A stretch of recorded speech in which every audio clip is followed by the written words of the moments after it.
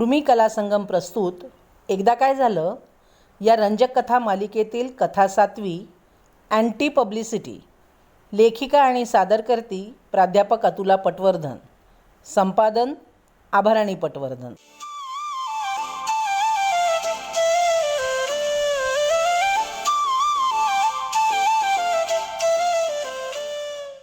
एकदा काय झालं म्हणजे मी चित्रकला महाविद्यालयात फायनल इयरला होते ना, तेव्हाची गोष्ट आहे. आम्हाला ना प्रत्येकाला एक स्वतंत्र जाहिरातीचं प्रोजेक्ट करायचं असायचं. मग ते एखादं प्रॉडक्ट असो की सर्व्हिस.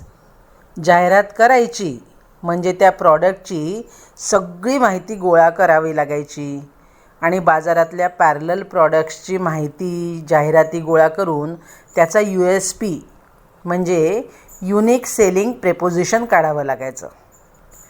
आता आपल्या प्रॉडक्टचं USP ठरवणं, थीम ठरवणं, लोगो डिझाईन, स्टेशनरी डिझाईन करणं आणि मग वेगवेगळ्या माध्यमांसाठी जाहिरात तयार करून संपूर्ण कॅम्पेन तयार करायचं हे काही साधारण काम नव्हतं.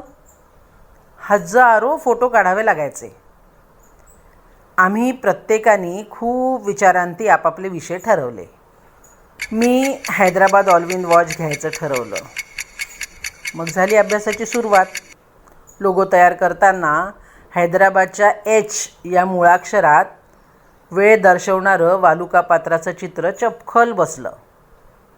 घड्याळ हा विषय असल्यामुळे वेळेचं महत्त्व लक्षात घेऊन माझ्या प्रोजेक्टचा टाईम ॲक्युरसी हा USP मी ठरवला.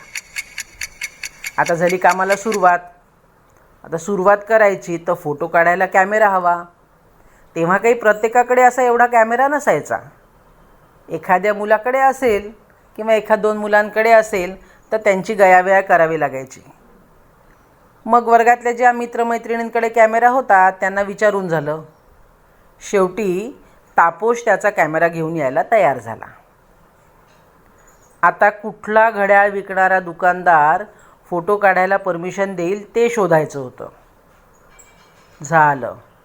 मग एकाला विचारायला सुरुवात केली. मग काकांच्या ओळखीचा एक दुकानदार सापडला. त्यांनी ताबडतोब परमिशन दिली आणि दुसऱ्या दिवशी बिना गर्दीच्या वेळी आम्हाला बोलावलं. मी आणि तापोश बरोबर 4 वाजता तिथे पोचलो.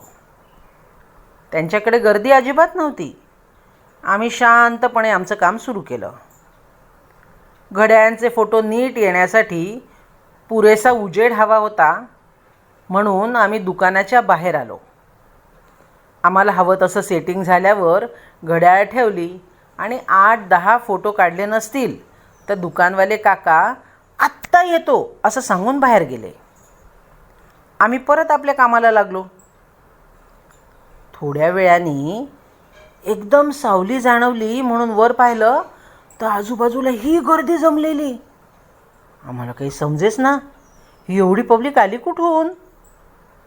बाजूला व्हा, आम्हाला आमचं काम करू द्या असं आम्ही म्हटल्यावर त्यांच्यात कुचबुच सुरू झाली. इकडे इकडे काय करताय तिकडे या रे.